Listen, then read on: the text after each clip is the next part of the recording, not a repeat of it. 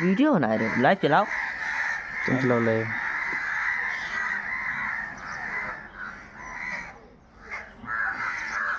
मैं थोड़ा साफ तरीके से